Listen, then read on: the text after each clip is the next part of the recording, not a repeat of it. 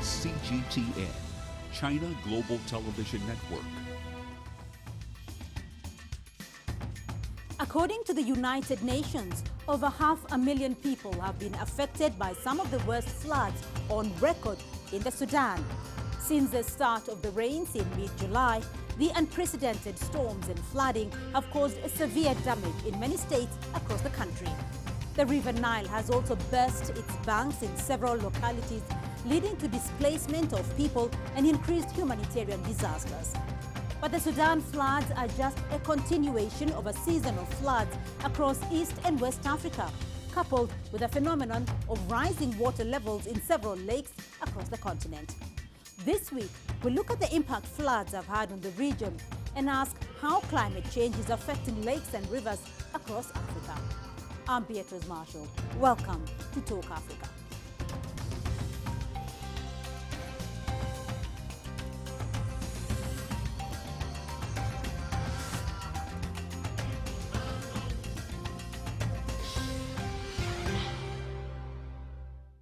While Sudan's Security and Defense Council has declared a national state of emergency for 3 months because of floods that have already killed over 100 people this year. But the rising water levels have also affected neighboring Ethiopia and Egypt. My colleague Girum Chala brings us this report from Addis Ababa. Let's take a look. This year, the rains in the Nile basin seem to be unprecedented. Experts say the Ethiopian highlands haven't seen such rain in about a century. The rains we have seen in Ethiopia this year were last seen perhaps 100 years ago. This is called 100 years return period in scientific terms. The rains have also affected Sudan and Egypt, two other countries which the Nile River runs through. In Sudan, flooding has killed over 100 people and damaged tens of thousands of houses. Ethiopia says the Grand Renaissance Dam reservoir has helped Sudan avoid further catastrophe. The existence of the Grand Renaissance Dam without a doubt has helped Sudan.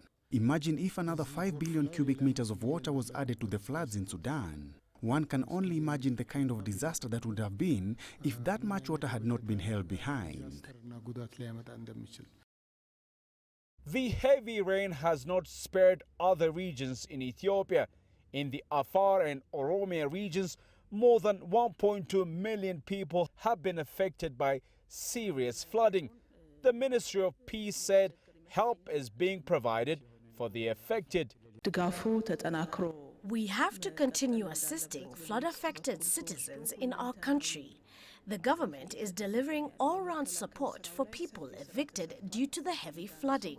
A lot of preventive works have also been done, which by and large has helped avoid death and more material destruction. But we can admit in some places the damage done was beyond our prediction. Countries through which the Nile River pass are advised to strengthen their flood prediction and prevention works in order to avoid any possible loss of lives or properties due to sudden flooding. Experts also say nations must work hand in hand in exchange of information and mitigation strategies. Girum Chala, CGTN, Addis Ababa, Ethiopia.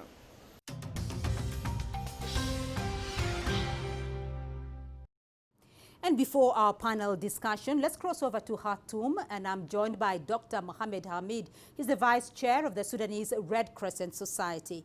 Dr. Mohamed, thank you for joining us on the program. There's been a lot of flooding in Sudan in recent weeks. Paint us a picture of the situation on the ground. Now the situation in Sudan is very dire. Disaster is all over the place. All the Niletic states are overflooded and inundated by floods and water. The situation is very dire. People are in dire need for everything right now. Now, Khartoum state is inundated. River Nile in the state is inundated. Sennar state is inundated.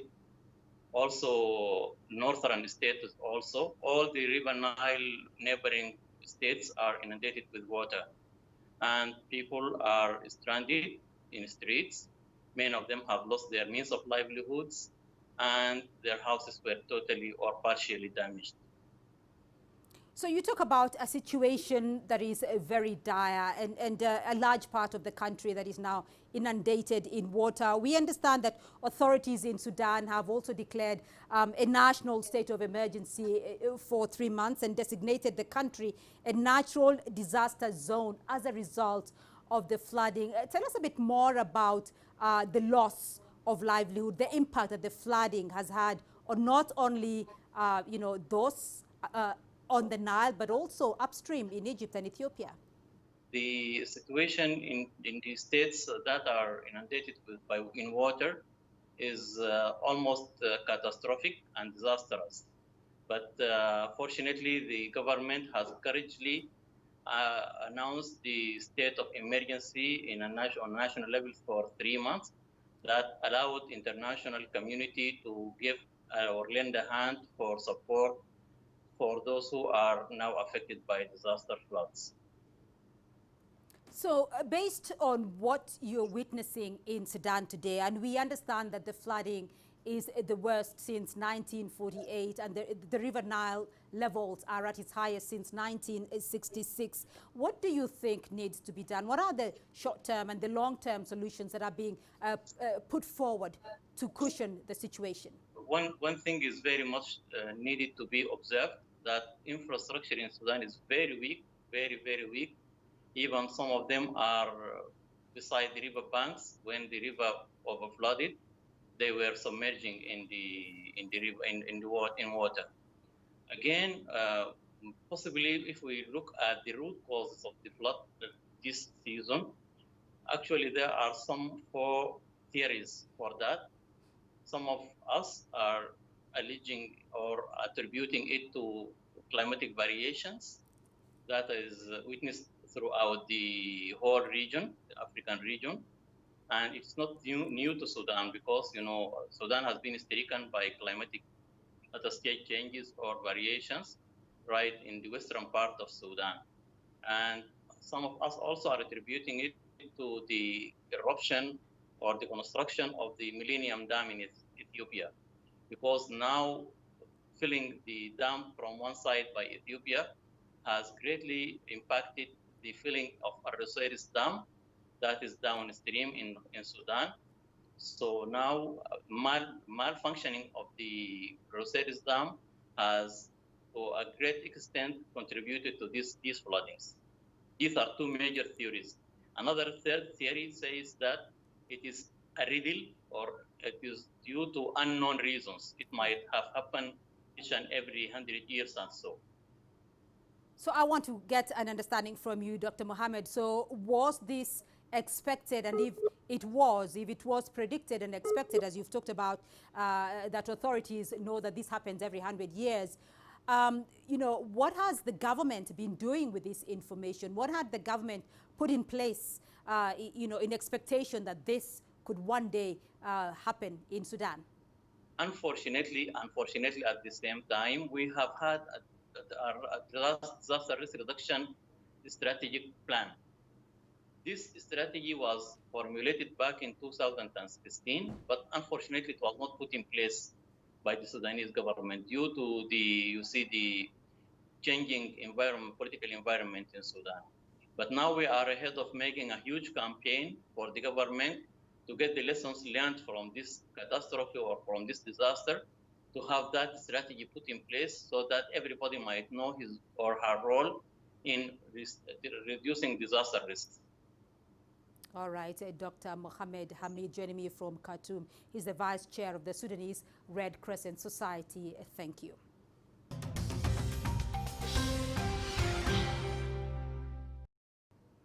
And joining me now to unpack the impact flooding has had this year around Africa, I'm joined from Lagos in Nigeria by Desmond Majekodunmi. He's the environmentalist and founder of the Lagos State Urban Forest and Animal Shelter. From Nairobi, Dr. Ahmed Amdihun, the disaster risk assessment specialist at the IGAD Climate Center. Gentlemen, thank you and welcome to Talk Africa. Dr. Ahmed, let's start by looking at the unprecedented flooding in parts of East and the Horn of Africa region. Sudan, for instance, has had profuse and continuous rainfall.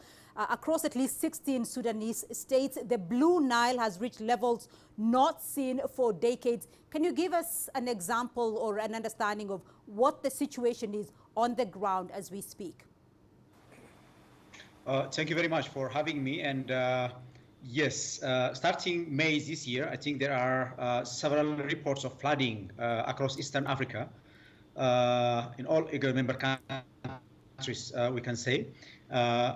The level is unprecedented, as you rightly said. And for instance, if you look at the Nile River, it is at the record high of 100 years, which is really devastating also.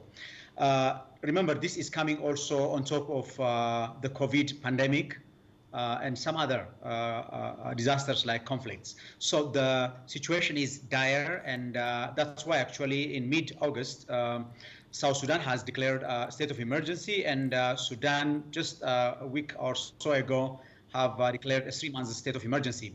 So the number is at a high level. From the reports we get this morning, for instance, for Sudan alone, it is standing at more than 700,000 people being affected by these floods.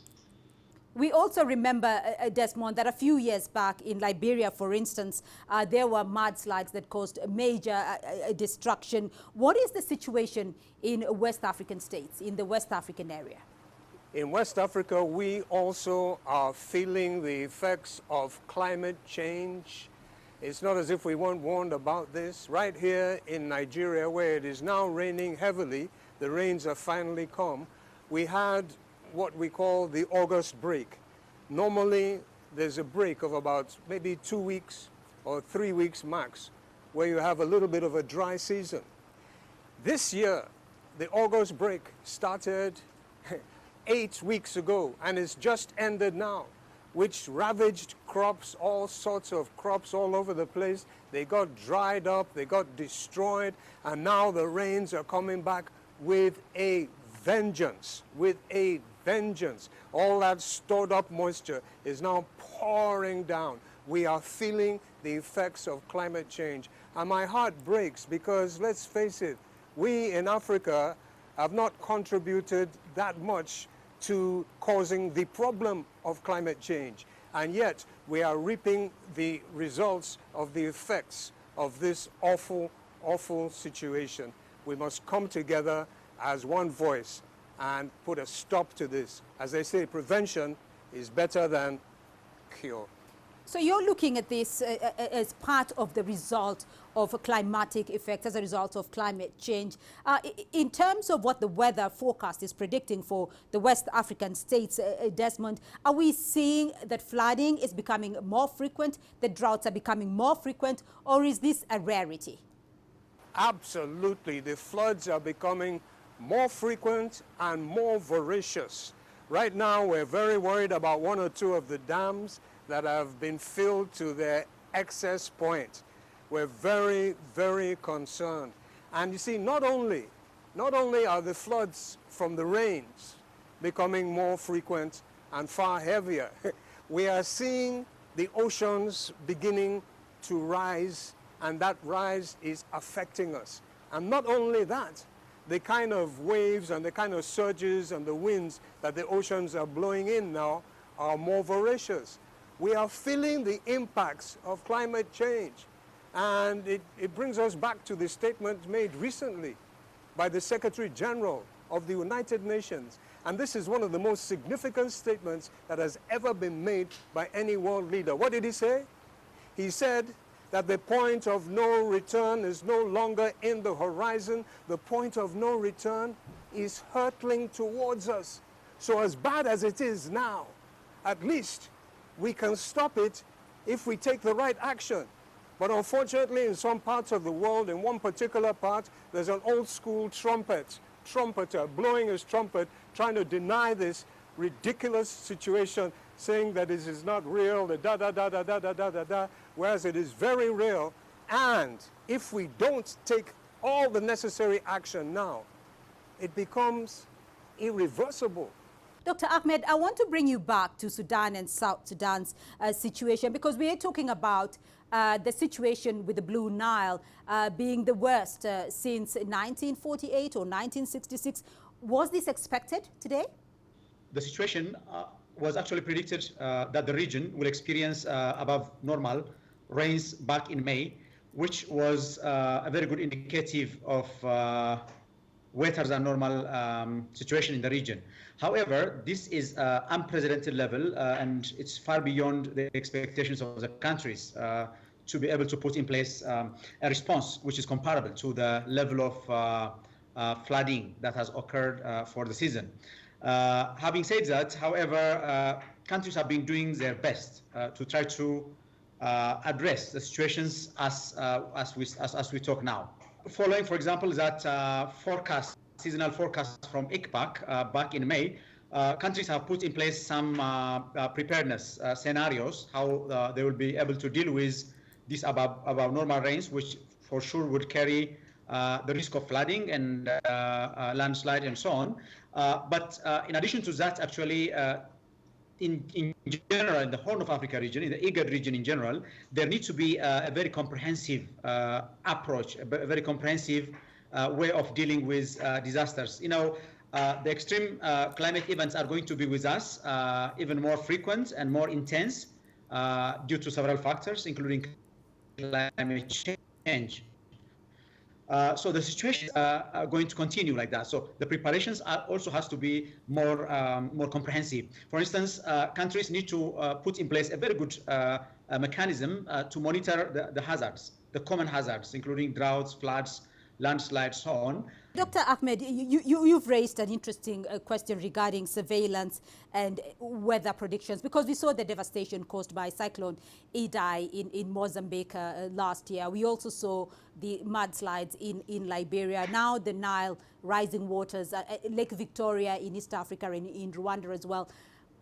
What is causing these unusual weather temperatures? You know, what is causing all these frequent and regular flooding? What is causing the current unusual weather temperatures in the Horn and East Africa? Yes, I think there are several things that are interplaying towards this, but most important of all are the drivers. Risk drivers are very known. One, for example, is climate change, and which causes climate variability also. You know, we are turning from drought to floods. For example, the coming season, October to December, is forecasted to be dry. So this is alternate dry, extreme dry and wet are coming. The environmental degradation factors are also there. In addition, also the population and our land use is also quite essential. You know, since our population is growing, most of these marginal lands, like floodplains, are being occupied, being settled, and those settlements are also at high risk, and that's why we are seeing much higher affected population numbers as compared to the previous years. This, however, is also good to be checked with what our governments are doing. That's also very important. Our governments need to allocate more resources and enforce regulations like land use, or what we call building codes. Where there should not be settlement, then we have to enforce that. This is very, very important, you know, in reducing vulnerabilities and also building the capacities of our communities in trying to, absorb the shocks due to these disasters. All right, we're going to leave it there for the moment, but when we come back from the break, we'll have more on the impact climate change is having on Africa's lakes and rivers and look at some possible solutions to the problem. Stay with us.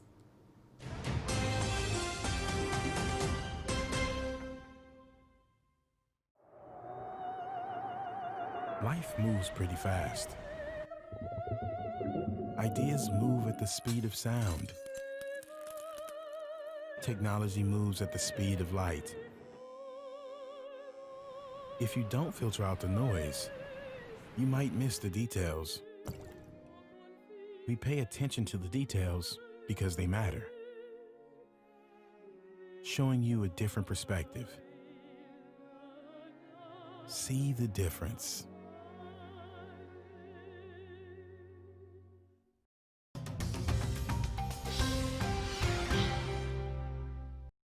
Welcome back to Talk Africa. Still with me on the program are Desmond Majekodunme in Lagos and Dr. Ahmed Amdihun joining us from Nairobi. Now, before the break, we looked at the impact this year's floods have had on the Nile region. Let's now look at how climate change is impacting lakes and rivers across Africa and some possible solutions to the problem. Gentlemen, you both talked extensively about how climate change is impacting Africa. Desmond, can countries in Africa ever be prepared enough to deal with climate-related disasters? How do you see African countries dealing with this? You know, we really need to come together as a group.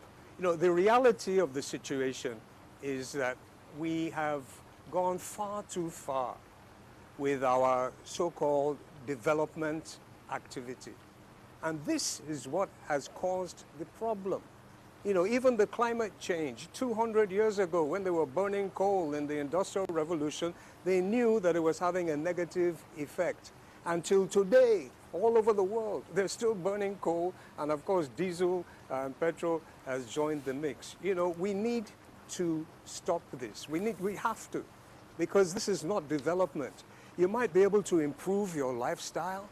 You might be able to bring some extra pleasures and joys to your life. But if in the process of doing this, you are actually collapsing the very life support systems that nature provides to you, then it is not development. So we need to get that into our mindset, that now whatever we're doing going forward, it has to be in harmony with nature. There has to be serious ecological impact assessments of any development activity that goes on. The remaining forests, the remaining trees that exist must be protected. Dr. Ahmed, let's get some of your feedback here. Though, what is your understanding of the state of countries' preparedness in the face of imminent disasters now that we know there is recurrent flooding and recurrent droughts? I think the situation is the level of preparedness and the extent of the flooding is totally incomparable. That is what we're having now. Usually now the Nile flood, for example, for both South Sudan and Sudan, their extent is usually known over the last, let's say, 100 years or so. This is unprecedented. It totally breaks the banks, and countries are not prepared to that level of flooding and devastation. As indicated earlier, the situation, particularly in terms of inundating areas which are not known to be inundated, are being experienced in Sudan, for instance. This puts a lot of buildings, as I said, about 150,000 housing units to be destroyed or damaged due to these floods. So the preparedness which was already in place is not enough, particularly to against the level of flooding that the countries are experiencing. But the governments are doing their level best in order to contain and respond to address the life-saving assistances that the people are in need of right now. So, Dr. Ahmed, if countries are not prepared for the level of flooding we are currently witnessing, though, in your view, what are the short-term or long-term measures needed to cushion the continent from these imminent disasters? The situation is really worrisome, including the fast-changing climate. We can see for this region, by the way, for the Horn of Africa, it's already known that climate change would bring more rain and also an alternate of dry and wet seasons. So countries have to upscale their preparedness also to that level. I think the Sudan is a very good example of the situation right now. You see, the country have an institution, which is a Humanitarian Aid Commission, which has been working in preparedness. They have been with us when we give forecast in May. They put in place some of the measures, the normal measures that need to be taken. But as I said, in such situation of an extraordinary flooding, those measures at normal range will not work. This will continue given climate change. What countries need to do as a long-term solution is fundamentally to link or to implement the strategies. All eager countries, as we speak, have disaster risk management strategies they have to implement to the fullest extent possible. And all contingency scenarios should be in expectation or in anticipation of the worst case scenarios, because always in disaster preparedness, it pays to prepare well than doubt the impending disaster. That was exactly what happened in Southern Africa when Cyclone Idai and Kenneth befall on Zimbabwe and Zambia and countries around that. So they have to upscale preparedness. They have to invest more in disaster risk reduction, which is, by the way, before the disaster. As I said, there is less you can do once the disaster strikes. It is the opportune time is when or before the disaster occurs. All right, Desmond, let me get your thoughts as well, because clearly there is a level of inadequacy when it comes to dealing with disasters after it has happened. So in terms of possible measures that are needed to cushion the continent, what would be your thinking there? Well, again, we have to reiterate the fact that we need to get it into our minds that there is a problem. It's been classified as the biggest crisis humanity has ever faced. And this is not me talking. This is people who have all the access to all the knowledge. International Panel for Climate Change, World Meteorological Organization, and many others. They have assessed this, and they have the technology to see how serious it is. As Dr. Ahmed has said, unprecedented floods and other activities taking place. Right here in West Africa, unprecedented drought, unprecedented flood. We need to get that into our heads that it is a crisis, because we're not behaving as if it's a crisis. We're not. So once we get that into our minds, I believe that we will go forward, because, we love our children. We love our children. We're not going to sacrifice our children on the altar of the mighty profit margin. Stop the pollution. Go into clean energy systems as quickly as possible. Develop protection of your shorelines. Get groins going. Remove people away from the flood plain. There's a reason why it's called a flood plain, because floods will come there. It's just that they're coming more often and more voraciously. We need to go into massive, massive, massive tree planting. It's not a joke. It is serious. Our children's future is reliant on this. And we're talking of hundreds and hundreds of millions of trees need to be planted, trees that are right for their particular eco zones. We need to do what the Kenyans have done with plastic. We need to follow that example and stop the plastic pollution, because this isn't helping for flood relief. We need to understand that we human beings are not apart from nature. We are a part of nature, and we need to be far more humble and far less arrogant in our attitude towards nature. Otherwise, she will shake us up. All right, gentlemen, thank you very much indeed for your insights there. That's all we have on this edition of Talk Africa. A big thank you to all our guests. Desmond Majekodunmi, environmentalist and founder of the Lagos State Urban Forest and Animal Shelter Initiative, and Dr. Ahmed Abdilhoun, disaster risk assessment specialist at the IGAD Climate Center. Remember, you can be a part of this conversation online through our social media handles on Facebook and on Twitter. You can also catch the show on our YouTube playlist. Do keep the conversation going and join us again next week for more Talk Africa. From me, Beatrice Marshall, and the team here in Nairobi, until next time, stay safe and goodbye.